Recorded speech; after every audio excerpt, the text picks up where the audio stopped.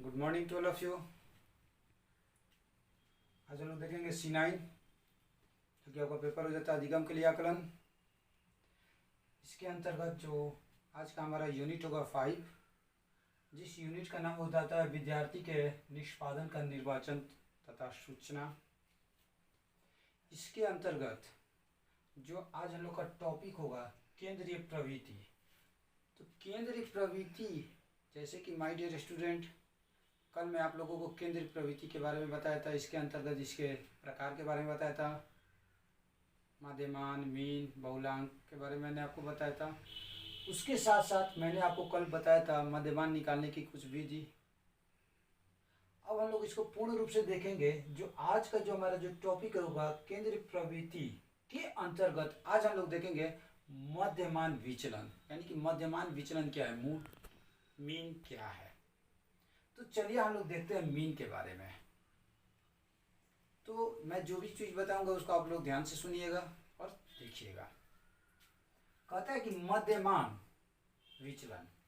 तो मध्यमान विचलन क्या होता है, तो क्या कहता है, मध्यमान के प्राप्तों का विचलन ज्ञात करने के लिए प्राप्तांक और मध्यमान ज्ञात कर लिया जाता है। यानी कि देखिए, मध्यमान को ज्ञात करने के लिए सबसे पहले हमें क्या करना चाहिए, उसके प्राप्तांक और मध्यमान ज्ञात कर लेना चाहिए। जैसे आपको एग्जांपल में बता रहा हूँ, कहता है कि मान लीजिए आपका प्राप्तांक, मध्यमान मान लीजिए कि आपका मध्यमान हो जाता है 66, उसमें आपका प्राप्तांक हो जाता है 50, एक आपका रेशियो होता है।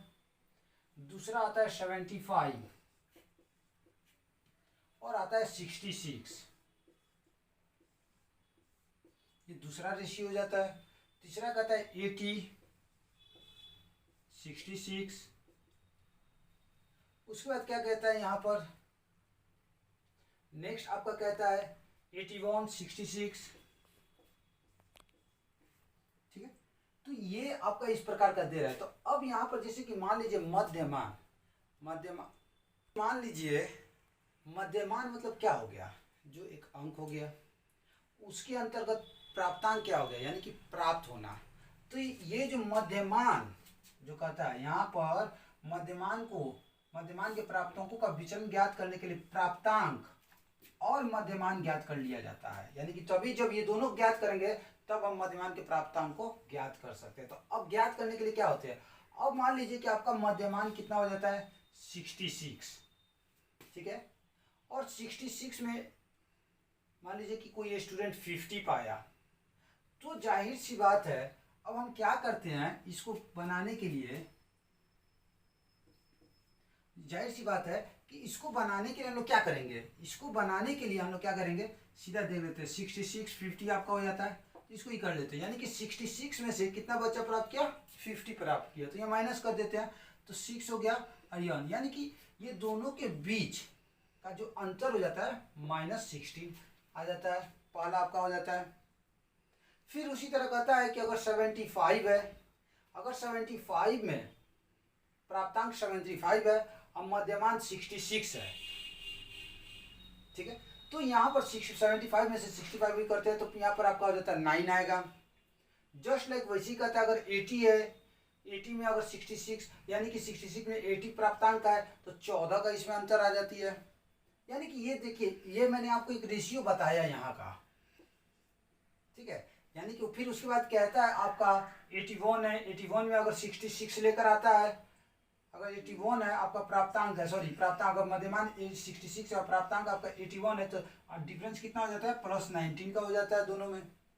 वैसे ही कहता है कि अगर मध्यमान 66 है और बच्चा पाता है 45, तो इसमें 41 का डिफरेंस हो जाता है। कि ये क्या हो गया, तो यही जो कहता है कि मध्यमान ज्ञात करने के लिए हमको क्या करना पड़ता है, प्राप्तांक और मध्यमान को ज्ञात कर लिया जाता है, यानी कि दोनों को डिफरेंस ज्ञात किया जाता है। तो जैसे कि मैंने जो डिफरेंस आपको ज्ञात किया उसको ऑलरेडी मैंने यहाँ पर मेंशन कर दिया है।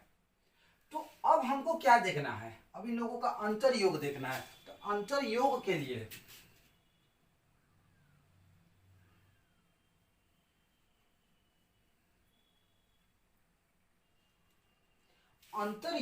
लिए अब हमें क्या करना होगा, जैसे कि मैंने बताया ना, प्राप्तांक और मध्यांक का मध्यमान ज्ञात कर लिया जाने। अब ये देखिए अब अंतर योग क्या आता है कि ये सब दोनों सही में इक्वल है या नहीं। तो अब देखिए प्लस को एक जगह हम लोग करते हैं, माइनस को एक जगह करते हैं, तो उसको जब जोड़ते हैं तो देखिए तो क्या आपका आता है, जिसे हम लोग करते हैं 16, 14, 15, 19,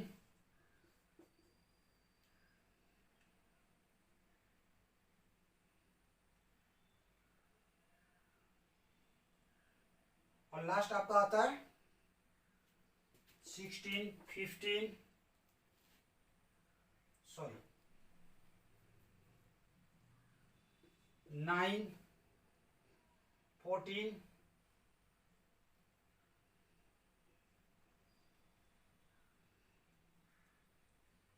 जैसे कि एक अंतर अगर हमको देखने के लिए करना है तो प्लस को एक जगह करते हैं, तो प्लस के लिए आपका कौन कौन सा हो जाता है 14, 15, 19, तो ये हमको एक जगह करते हैं, प्लस आपका 9 भी आ गया।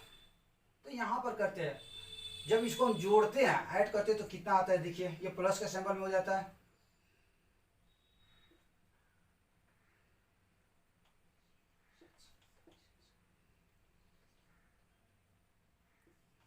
यानी कि ये हो गया प्लस 57। जब ये तीनों को जोड़ते हैं यानी कि जितने प्लस वाले अंक हैं उसको अगर जोड़ते हैं तो डिफरेंस जो हमारा होता है कितना हो जाता है 57 प्लस में आता है।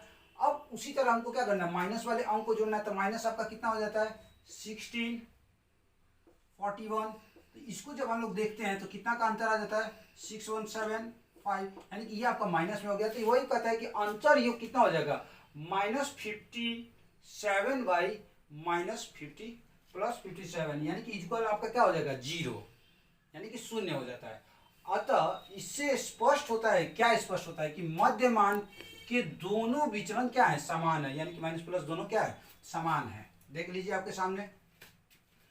अब देखिए अगर वर्ग तालिका के अनुसार अगर हम लोग मध्यमान निकालने के लिए हम लोग क्या कर सकते हैं, अगर मध्य तालिका अगर तालिका के अनुसार अगर हमको मध्यमान निकालने के लिए, तो इसका दो मेथड होता है, एक होता है लॉन्ग मेथड, दूसरा होता है शॉर्ट मेथड।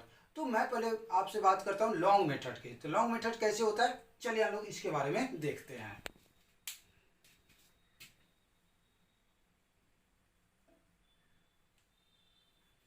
तो लॉन्ग मेथड के लिए क्या करना होगा, देखिए लॉन्ग मेथड के लिए हमको क्या करना होगा, एक तालिका इस प्रकार की तैयार करनी होगी। सबसे पहले तालिका तैयार करना होगा। तो वहां पर कहता है वर्ग तालिका से मध्यमान निम्न प्रकार से ज्ञात कर सकते हैं। जैसे मध्यमान का जो सूत्र होता है क्या होता है सिग्मा एफ एक्स, यानी कि ये होता है सिग्मा एफ एक्स बाई कितना हो जाएगा एन, यानी कि ये आपका क्या हो जाता है मध्यमान का, यानी कि मीन का ये सूत्र हो गया। तो जहां पर अब देखिए जहां पर एफ एक्स, जहां पर sigma f x is equal to मध्य बिंदु से आवृत्तियों का गुना करके उनका निकालना होता है, यानी कि ये जो जहां पर एफ एक्स जो होगा यहाँ पर मैं आपको ये तालिका में बताऊंगा, तो वहां से क्या करता है एक गुना करके उनका क्या निकालना होता है एन आवृत्ति आपको देखने को मिलेगा। तो चलिए अब हम लोग देखते हैं क्या ये है। तो मान लीजिए हम लोग एक तालिका बना रहे हैं, तो वर्ग तालिका बना देते हैं। जैसे एग्जाम्पल के तौर पर मैंने आपके सामने यहाँ प्रस्तुत किया हूँ। जैसे वर्ग विस्तार हो जाता है, वर्ग विस्तार यानी कि क्लास इंटरवल क्या कहलाता है, पहला हम लोग को देखिए 8 से 12 मैंने लिया, दूसरा कहता है 13 to 17, तीसरा 18 से आपका 22 हो गया, तीसरा कहता है 23 से 27 हो जाता है, नेक्स्ट कहता है 28, 32, यानी कि इन लोगों के बीच में हम दूरी दिए हैं। उसके बाद से 33, 37, 38, 42, ये आपका क्लास इंटरवल हो गया जिसको हम लोग कहते हैं वर्ग विस्तार।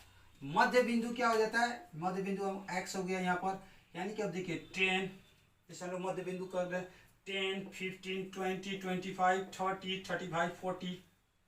आवृत्ति यानी कि एफ आपका कर देते हैं 7, 9,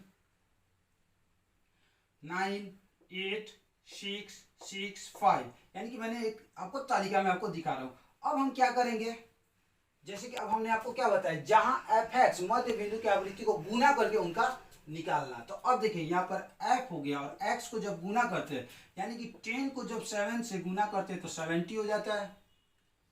नेक्स्ट आपका कहता है 15 को 9 से करते हैं तो 135 हो जाती है। वैसे 20 को 9 से करते हैं तो 180 हो जाती है। 25 को अगर 8 से करते हैं तो 200 हो जाती है। वहां पर आपका कहता है कि आपका 30 को, अगर 30 को हम लोग 6 से करते हैं तो आपका क्या हो जाता है 180 हो जाती है। 35 को 6 से लेते हैं तो 210 हो जाती है। और यहाँ पर कहता है 40 को अगर 5 से करते हैं तो क्या हो जाता है 200 हो जाता है। तो इस तरह आपका क्या हो गया, जब अब हम लास्ट में क्या करेंगे, ये सारे को क्या करेंगे, ऐड करेंगे।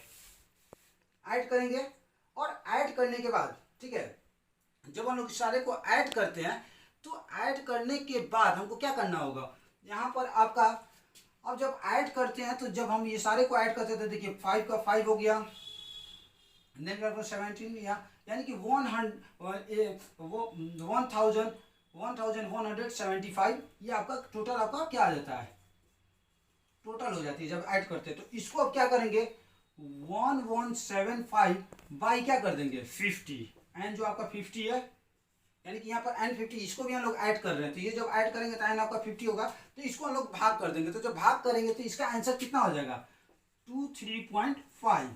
तो ये जो आपका हो गया, एक आपका क्या हो गया मध्य बिंदु, यानी कि एक हमको क्या हो गया, एक आपको मैंने एग्जाम्पल दिया किस चीज का, वर्ग तालिका के अनुसार मध्य यानी मध्यमान को निकालने का।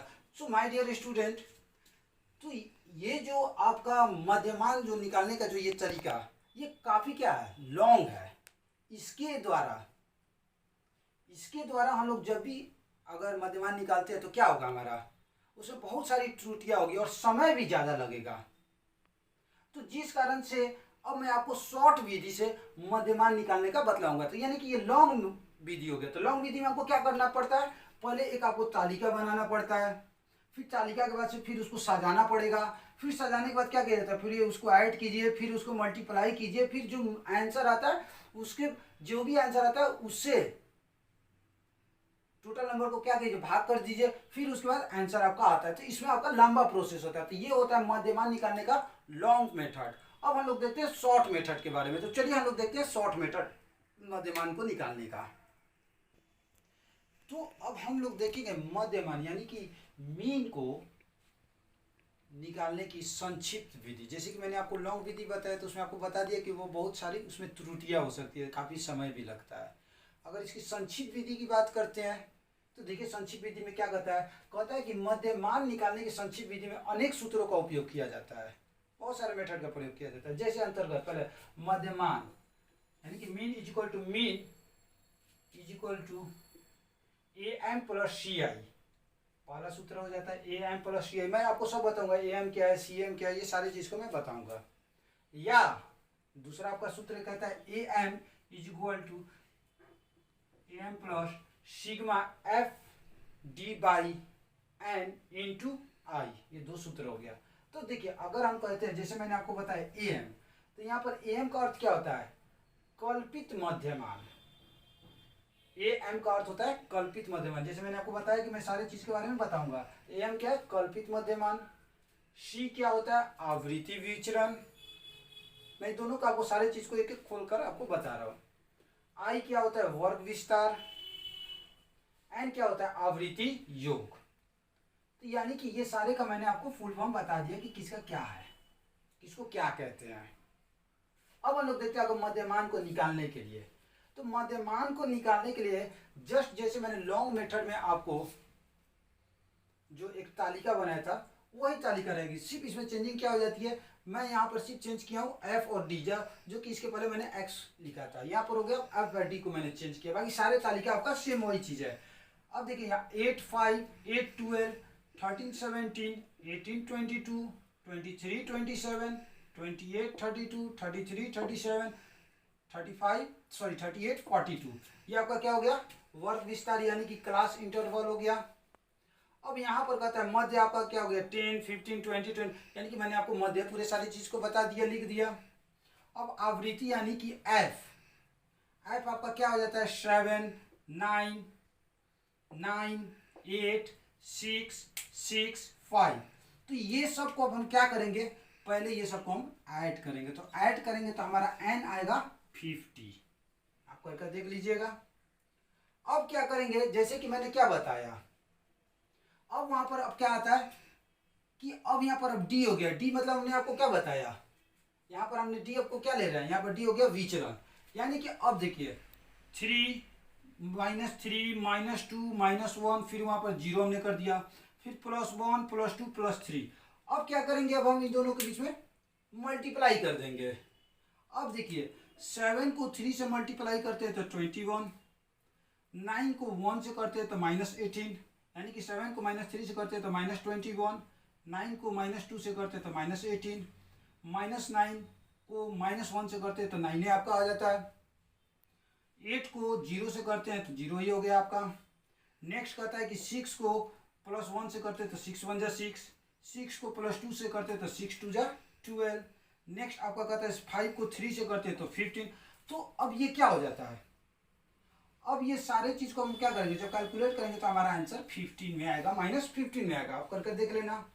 अब यहाँ पर क्या कहता है, अब यहाँ पर कहता है कि जब हमारा ये टैली जब मेरा रेडी हो जा रहा है तो अब हम क्या करेंगे, अब एक सूत्र पर इसको बैठाएंगे। कौन सा सूत्र होगा, आप जो भी सूत्र हो, आप चाहो तो मीन यानी कि AM + CI कर सकते हैं, या फिर आप कर सकते हैं AM + सिग्मा। सिग्मा आपका क्या कर देता है ID बाई, यहाँ पर सिग्मा D/N इंटू यहाँ पर I कर सकते हैं, FD इंटू I। तो अब देखिए अब हम लोग क्या करते हैं, मध्यमान को निकालने के लिए मैंने किस पर बैठाया था, मैंने बैठाया सेकेंड वाले मेथड पर। तो सेकेंड वाला मेथड क्या करता है, AM + AM क्या हो गया, काल्पनिक मध्यमान, plus sigma FD/N into I। तो आपका रेशियो जो हो जाता है यानी कि 25, ठीक है 25 हो गया। 25 + 15/50 इंटू 5, यहाँ पर 5 कर देते हैं। तो अब आप देखिए यहाँ पर अब कहता है भाई, जो यहाँ पर 15/50 इंटू 5 करेंगे तो कितना हो जाएगा, सो = 25 - 3/2 आपका होता है।